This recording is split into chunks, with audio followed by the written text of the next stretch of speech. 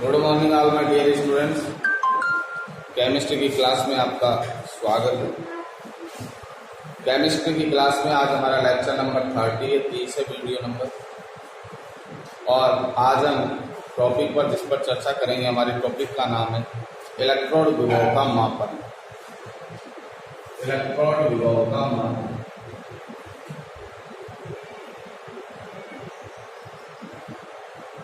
Electrode विभव का मापन।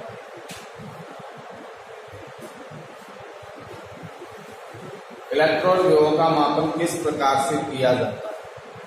तो इलेक्ट्रोड विभव का मापन के बारे में मैंने आपको पिछली क्लास में मीन्स कल की क्लास में बताया भी था कि किसी भी सेल के इलेक्ट्रोड विभव का मापन करने के लिए एक ज्ञात विभव वाला इलेक्ट्रोड लिया जाता है, जिसे हम संदर्भ इलेक्ट्रोड कहते हैं। तो ज्ञात विभव वाले इलेक्ट्रोड की सहायता से हम इस अज्ञात विभव वाले इलेक्ट्रोड का क्या ज्ञात कर सकते हैं? विभव ज्ञात कर सकते हैं। तो इसके इलेक्ट्रोड विभव का मान ज्ञात करने के लिए हमें क्या पता होना चाहिए? एक संदर्भ इलेक्ट्रोड की आवश्यकता होती है, और संदर्भ इलेक्ट्रोड वह इलेक्ट्रोड होता है जिसका मान या इलेक्ट्रोड विभव का मान क्या होता है? शून्य होता है। तो संदर्भ इलेक्ट्रोड की सहायता से हम किसी सेल के दूसरे इलेक्ट्रोड का क्या ज्ञात कर सकते हैं? विभव ज्ञात कर सकते हैं। तो पहली बात इसके अंदर लिखेंगे कि किसी सेल के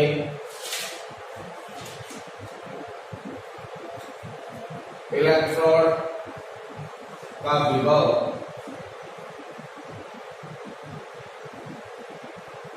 विभव ज्ञात करने के लिए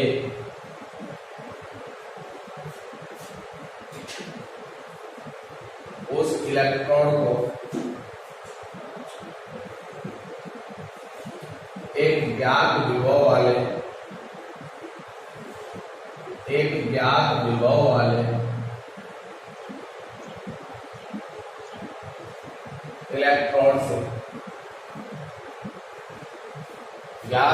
वाले इलेक्ट्रोड से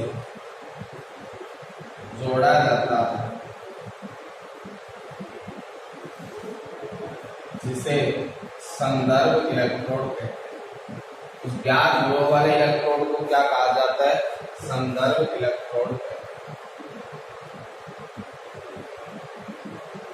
और संदर्भ इलेक्ट्रोड के रूप में हम कौन कौन से इलेक्ट्रोडों का यूज कर सकते हैं? मानक हाइड्रोजन इलेक्ट्रोड SHE या NHE का, कैलोमल इलेक्ट्रोड का भी यूज कर सकते हैं, और सिल्वर क्लोराइड इलेक्ट्रोड का भी क्या कर सकते हैं? यूज कर सकते हैं। तो हमने बताया किसी भी सेल का इलेक्ट्रोड विभव ज्ञात करने के लिए उस इलेक्ट्रोड के ज्ञात विभव वाले इलेक्ट्रोड से क्या किया जाता है? जोड़ा जाता है। उस ज्ञात विभव वाले इलेक्ट्रोड को ही क्या कहा जाता है? संदर्भ इलेक्ट्रोड कहा जाता है। अब देखो इसे किस प्रकार से जोड़ेंगे। तो इसके लिए हमें परिपथ का पहले एक लाइन को लिख लो। इसके अंदर इस ज्ञात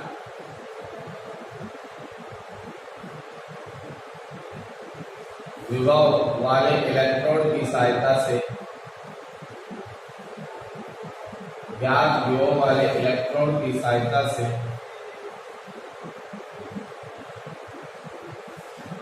अज्ञात विभव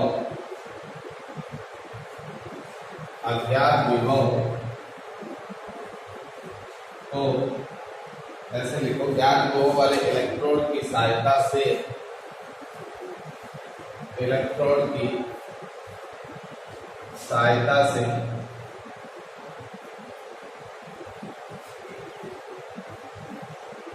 हम सेल का सेल विभव ज्ञात करके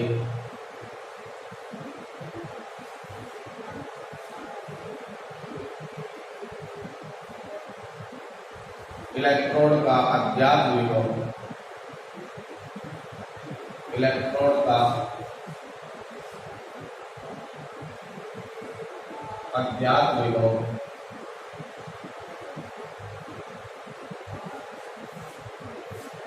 प्राप्त कर लेते हैं।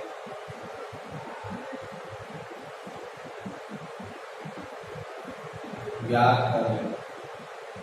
जैसे Zn+2 इलेक्ट्रोड का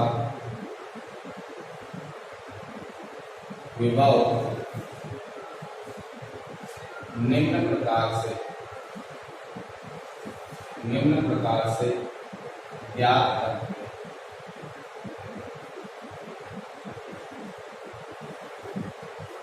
देखो, इस चीज को समझने में सिर्फ इतना सा ध्यान रखना है कि जब भी किसी सेल का इलेक्ट्रोड विभव ज्ञात करना हो, इलेक्ट्रोड विभव ज्ञात करना हो, तो सिर्फ इतना ध्यान रखना है कि उस इलेक्ट्रोड को किसके द्वारा जोड़ा जाता है, संदर्भ इलेक्ट्रोड के द्वारा। जब हम इसे डायग्राम की सहायता से समझेंगे, जैसे पहले इसको उतार लो, फिर अपन डायग्राम बनाएंगे, फिर इसको समझेंगे। इसको नोट कर लो फिर।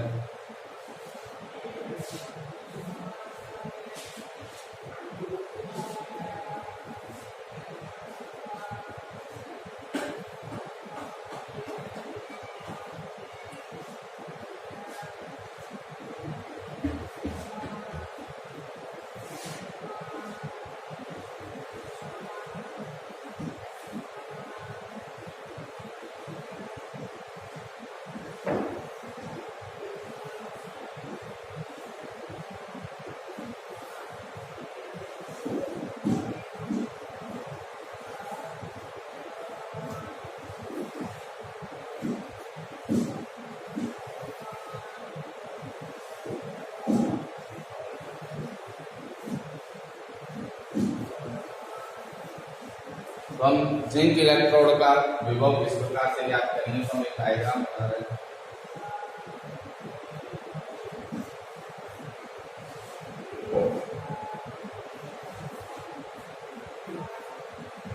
दो बीकर ले लिए,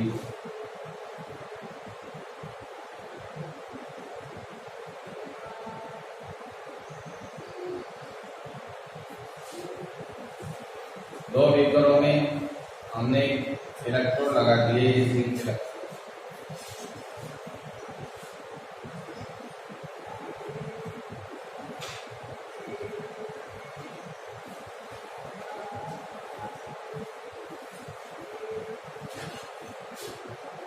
ये है हमारा जिंक इलेक्ट्रोड।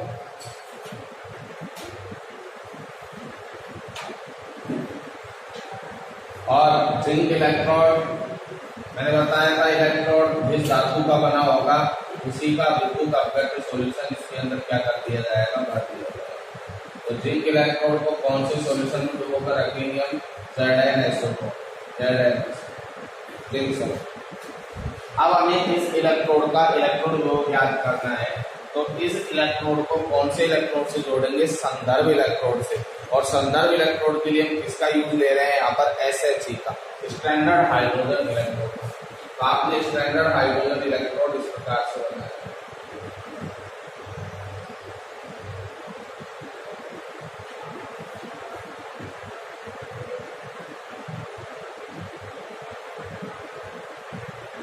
ये कांच की नलिका का परपोटा था, इसके अंदर एक ही आपकी मरकरी की नलिका, HB नलिका,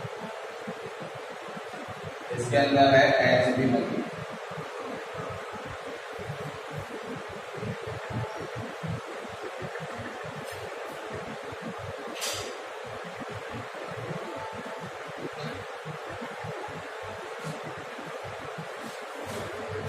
ये है HB नलिका, मरकरी की नलिका, जिसके अंदर से एक चालक तार था हमारा, प्लेटिनम का चालक। ये चालक तार है प्लेटिनम, और प्लेटिनम के चालक तार से एक प्लेटिनम का आयताकार पत्र जुड़ा हुआ। ये था प्लेटिनम का आयताकार। पिछली क्लास में हमने ये पढ़ा था, स्टैंडर्ड हाइड्रोजन इलेक्ट्रोड। और ये था प्लेटिनम का चालक था, प्लेटिनम का। और इन दोनों इलेक्ट्रोडों को हमने आपस में क्या कर दिया, जोड़ दिया, संदर्भ इलेक्ट्रोड से जोड़ दिया।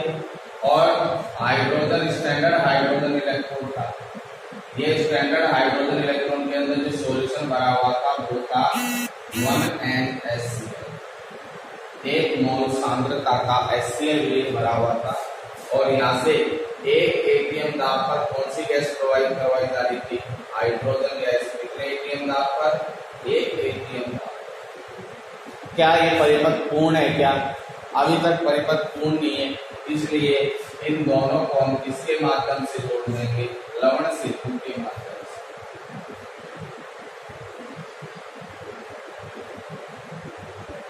इन दोनों को किसकी सहायता से जोड़ दिया? लवण सेतु के दोनों सिरों पर आपको बताया था एक कांच की नलिका होती है और इसकी ये विशेषता होती है, इससे केवल आयनों का परिवहन हो सकता है और इसके अंदर प्रबल वैद्युत अपघट्य जैसे Na2SO4 का एगार पृष्ठ भरा हुआ होता है। कौन सा पृष्ठ भरा हुआ होता है? Na2SO4 का एगार पृष्ठ भरा हुआ होता है, जेल भरी।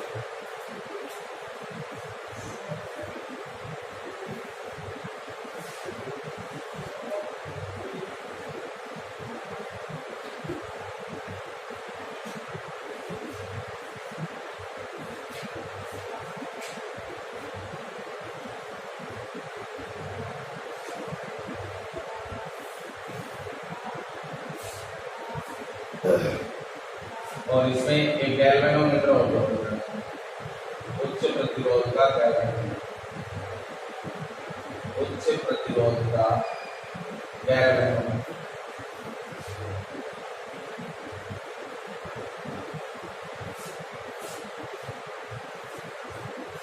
अब हम इसे समझेंगे। देखो इधर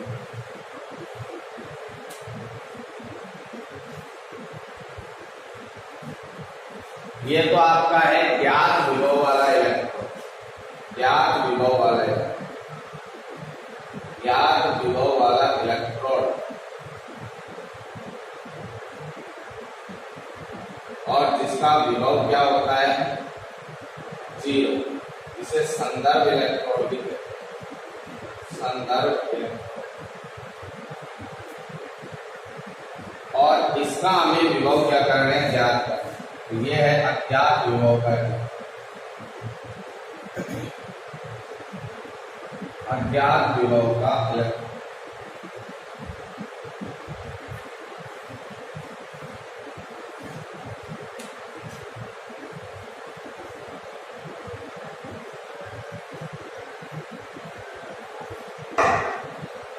अब इसे समझोगे।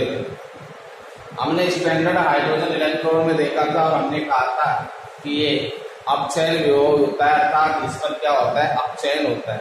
इसमें H+ आयन है, H+ आयन है, वो इलेक्ट्रॉन को ग्रहण करके इसमें परिवर्तित हो जाता है H2, अर्थात यहाँ तो क्या होता है? अपचयन। इस इलेक्ट्रोड पर अपचयन होगा तो इस पर क्या होगा? ऑक्सीकरण। और ऑक्सीकरण के अंदर जिंक इलेक्ट्रॉन से 2 इलेक्ट्रॉन निकलेंगे और ये Zn+2 में परिवर्तित हो जाएगा, अर्थात इस इलेक्ट्रोड पर कौन सी अभिक्रिया होती है? ऑक्सीकरण।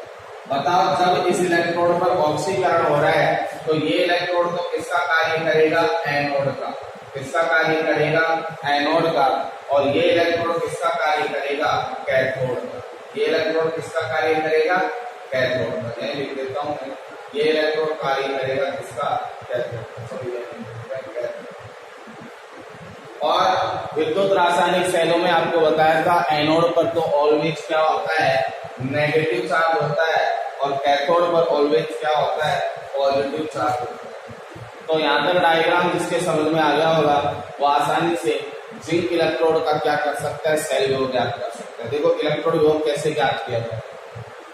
अब ये प्रैक्टिकल की चीज है।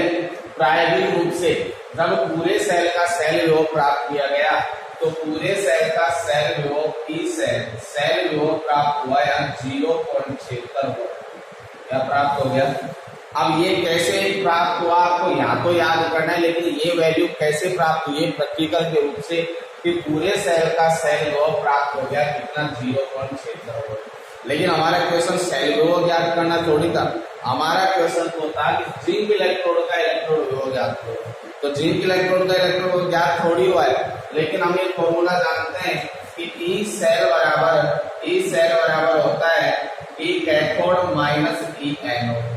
यही फॉर्मूला होता है सेल विभव ज्ञात करने के लिए। कैथोड के इलेक्ट्रोड विभव में से एनोड का इलेक्ट्रोड विभव क्या कर दो, घटा दो। अब हमारे पास सेल विभव प्राप्त है तो ई सेल की वैल्यू कितनी है, 0.76 वोल्ट। ई कैथोड, कैथोड कौन है यहाँ, स्टैंडर्ड हाइड्रोजन इलेक्ट्रोड, कैथोड का कार्य यही कर रहे हैं और इसका इलेक्ट्रोड विभव क्या है, 0।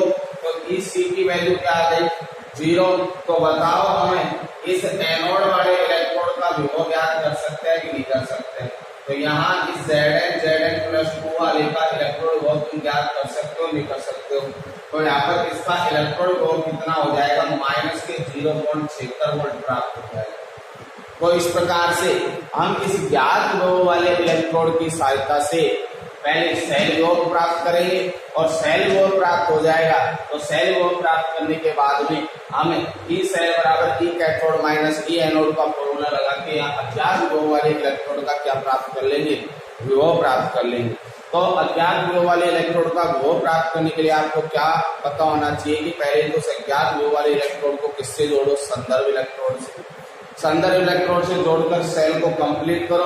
सेल को कंप्लीट करने के बाद में सेल का क्या प्राप्त करेंगे, सेल विभव प्राप्त करेंगे और सेल विभव प्राप्त करके हम उस अज्ञात विभव वाले इलेक्ट्रोड का क्या प्राप्त कर सकते हैं, विभव प्राप्त कर सकते हैं। तो डायग्राम को पूरा कर लिया है तो उसके बाद में हम लिखेंगे डायग्राम के बनाने के नीचे, डायग्राम के नीचे लिख लेना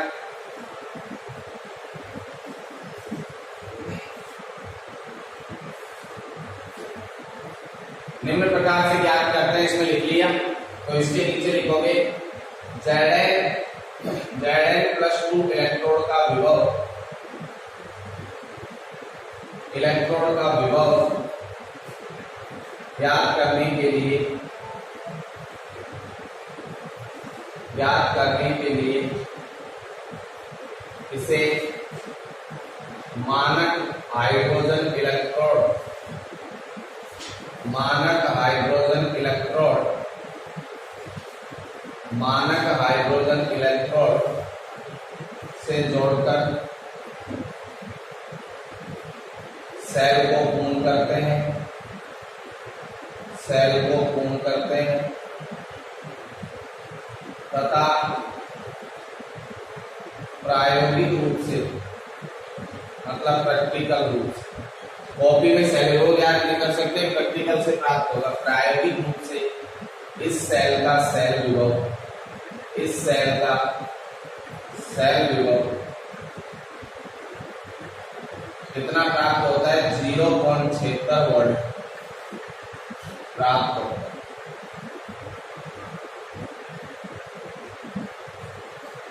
फिर नीचे लिखोगे हम जानते हैं कि, हम जानते हैं कि ई सेल बराबर, ई सेल बराबर फॉर्मूला होता है ई कैथोड माइनस ई एनोड। तो इसी को मैं ऐसे लिख सकता हूँ ई सेल बराबर ई कैथोड, कैथोड का कार्य कौन कर रहा है, हाइड्रोजन स्टैंडर्ड इलेक्ट्रॉन, जहाँ H+ आयन इसमें बदल रहा है H2, ठीक है। और एनोड की जगह मैं लिख सकता हूँ कि Zn है जिसका ऑक्सीकरण हो रहा है वो बदल रहा है Zn+2। अब इस सेल की वैल्यू हमारे पास 0.76 और हाइड्रोजन वाले की वैल्यू क्या है, 0 है और इसकी वैल्यू हमें क्या करनी है, ज्ञात करनी है। तो इसी के आगे मैं लिख सकता हूँ कि Zn+2 0.76 को इस तरफ चिन्ह को परिवर्तन किया, माइनस की जगह प्लस कर दिया, प्लस की जगह माइनस करेंगे तो माइनस के 0.76 वोल्ट ये प्राप्त होगा। तो लिखोगे अतः जिंक का इलेक्ट्रोड विभव, इलेक्ट्रोड विभव माइनस के 0.76, माइनस के 0.76 वोल्ट प्राप्त होता है। नोट कर लो इसे।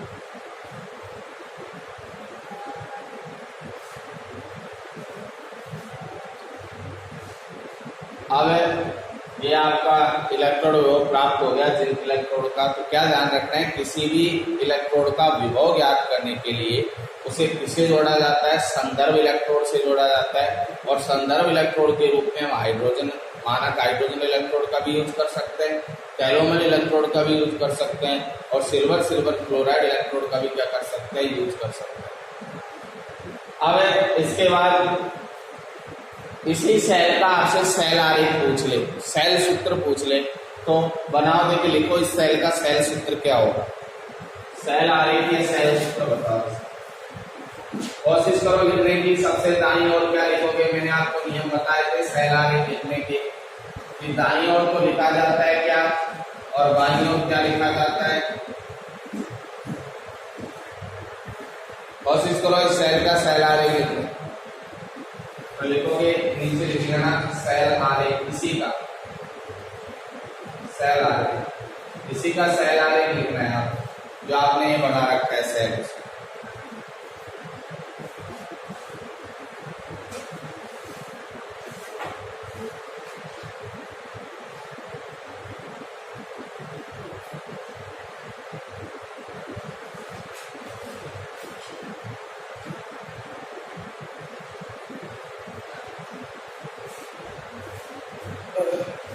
तो बताओ बाईं ओर क्या लिखते हैं, ट्रिक बताई थी लॉन्ग,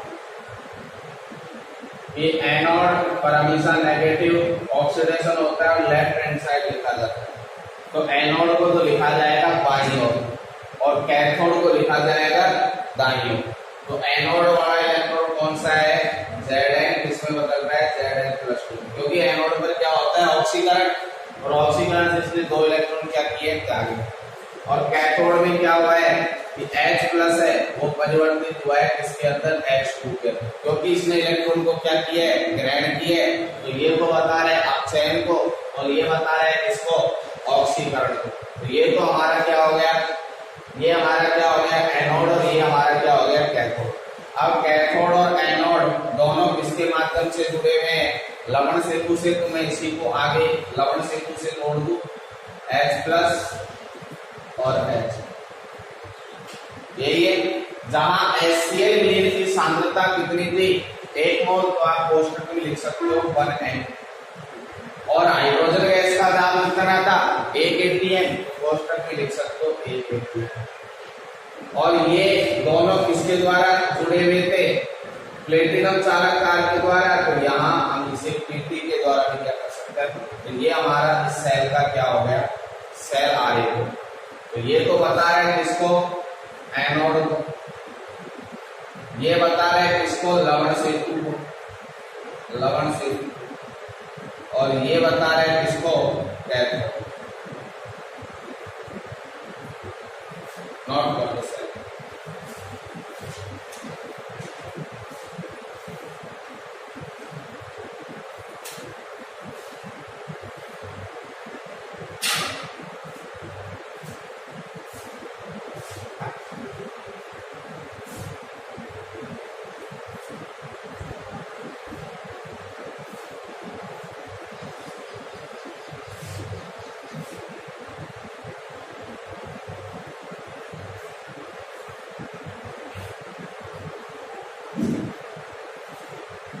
इसे लिख लिया हो, तो इसके बाद हम नेक्स्ट टॉपिक पर चर्चा करेंगे और अगला टॉपिक होगा हमारा विद्युत रासायनिक श्रेणी।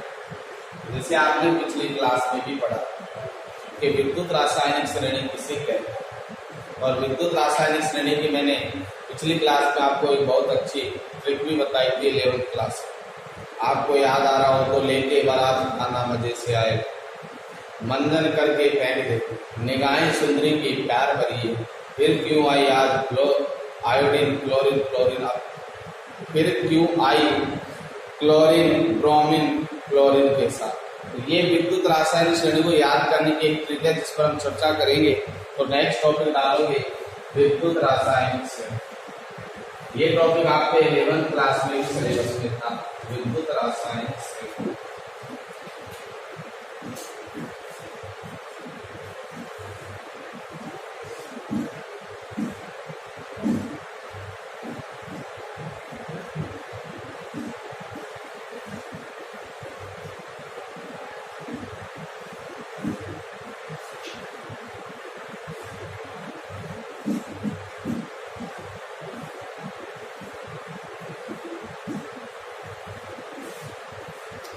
वर्डिंग लगाओ विद्युत रासायनिक श्रेणी।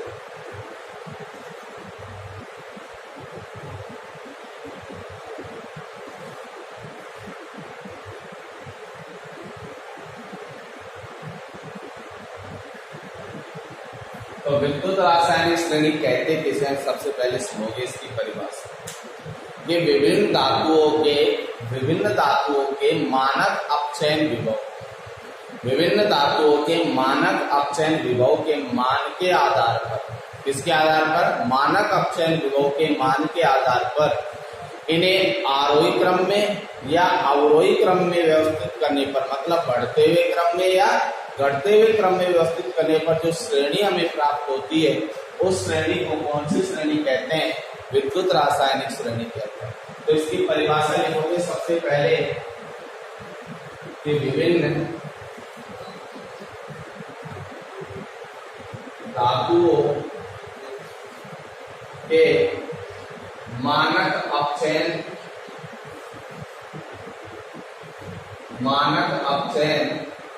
विभव के मान के आधार पर इन्हें बढ़ते हुए या घटते हुए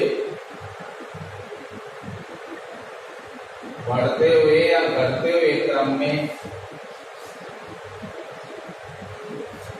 व्यवस्थित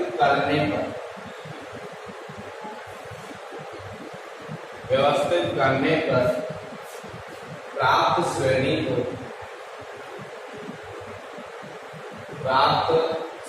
को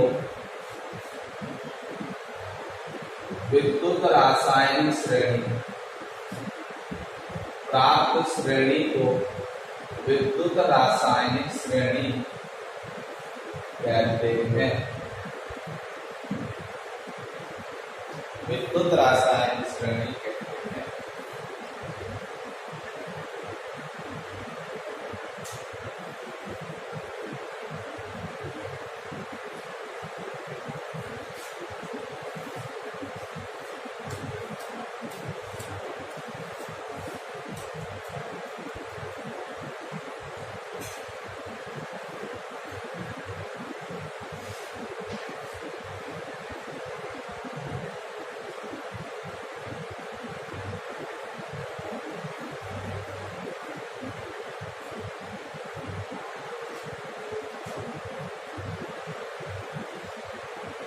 अब हम विद्युत रासायनिक श्रेणी बनाएंगे और विद्युत रासायनिक श्रेणी सिर्फ इतने काम आती है कि ये पता होना चाहिए कि इसके मानक अपचयन विभव का मान किससे कम होता है और किससे अधिक होता है।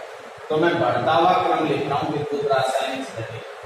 तो एक तरफ तो लिखेंगे तत्व और एक तरफ लिखेंगे उसके अपचयन विभव का मान, मानक अपचयन विभव, और इसे E0 से प्रदर्शित, मानक के लिए ऊपर क्या लगा देते हैं।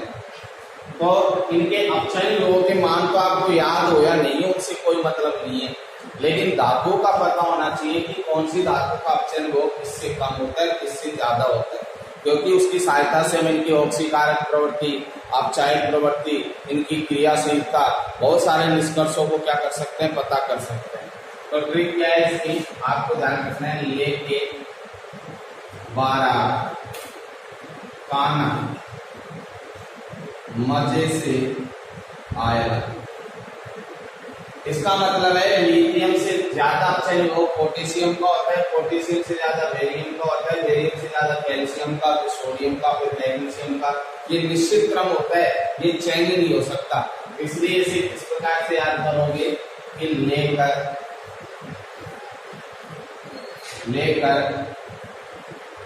12 लेकर 12 काना,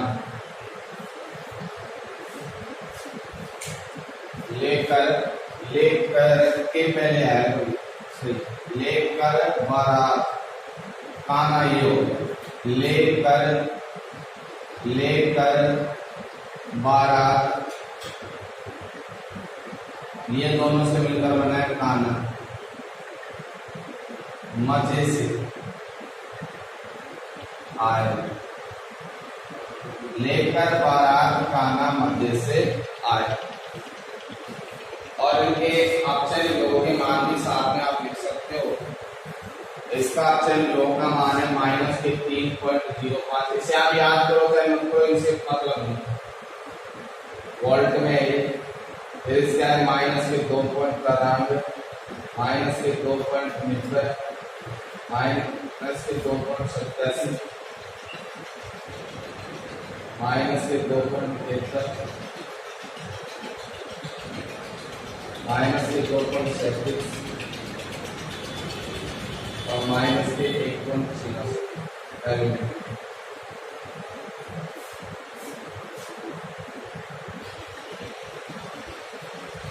इसके बाद है अगली फिर वही आगे चलने को कोशिश तत्व और एक तरफ लिखोगे अक्षर योग।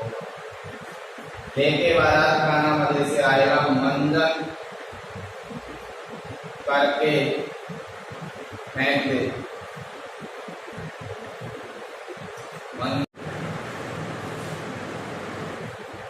फिर वही तत्व और इलेक्ट्रोड योग। निगाहें सुंदरी की प्यार भरी है। फिर तत्व और आप तो एक ही लाइन में नीचे लिखते जाओगे, नीचे नीचे।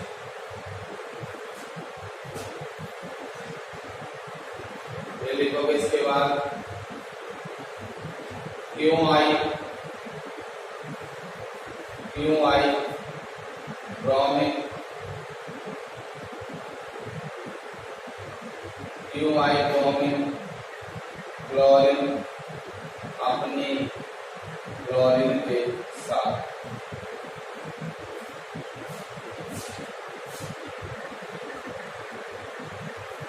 और इनके अक्षर योग के मान लिखते जाओ।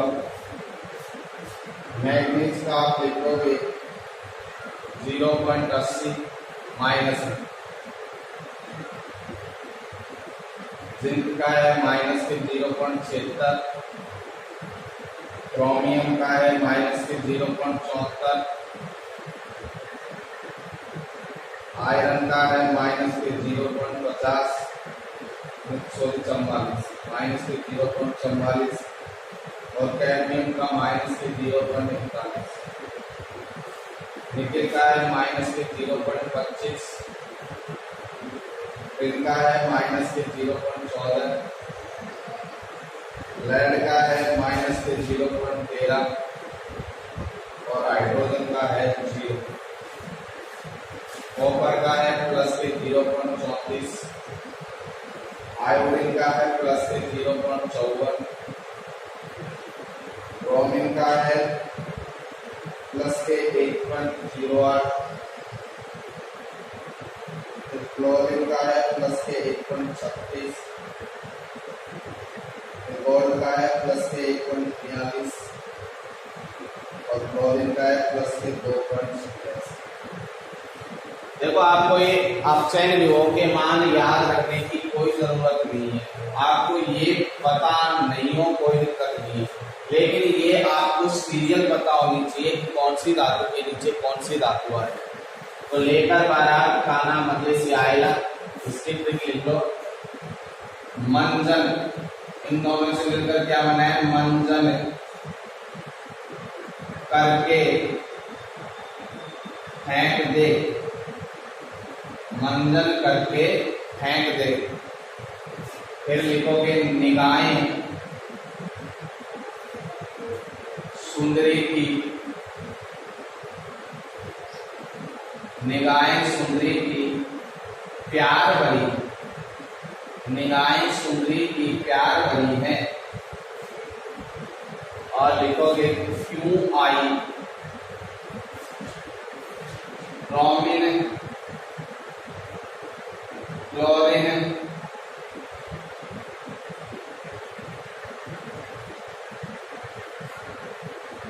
अपने क्लोरीन के साथ। ये याद करने का तरीका है भैया कि कि विद्युत रासायनिक श्रेणी को किस प्रकार से याद किया जाए, तो आपको ट्रिक याद करनी है। लेकर बारात का नाम मजे से आएला, मंजन करके फेंक दे, निगाहें सुंदरी की प्यार भरी है, और फिर है क्यों आई ब्रोमीन क्लोरीन अपनी क्लोरीन के साथ। देखो ऊपर से नीचे आने पर मानक अपचयन विभव का मान बढ़ता जा रहा है। ऊपर तो माइनस में जो सबसे कम है, और नीचे प्लस में सबसे ज्यादा है, जो मानक अपचयन विभव की वैल्यू सबसे क्या है, अधिक है।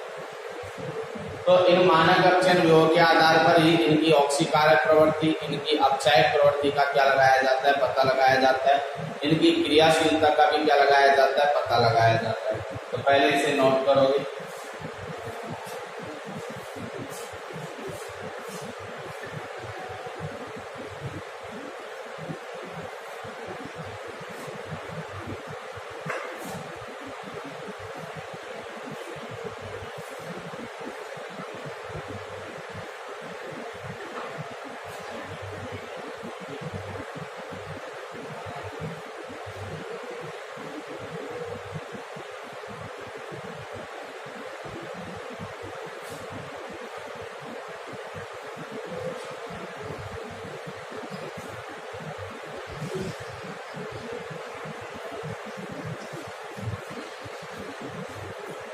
अब देखो इधर समझोगे इसके वापस।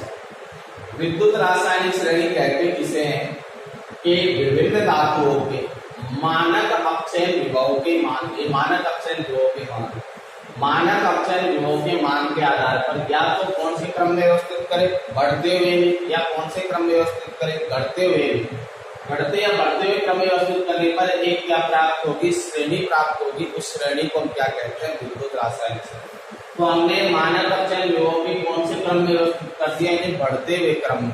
देखो ये माइनस की वैल्यू है, और यहाँ पर किसकी है, प्लस की। तो यहाँ पर वैल्यू सबसे कम है, इसकी वैल्यू सबसे ज्यादा है, तो हमने छोटे से किसकी ओर व्यवस्थित किया है, बड़े की ओर। तो ये बढ़ता हुआ क्रम है हमारा।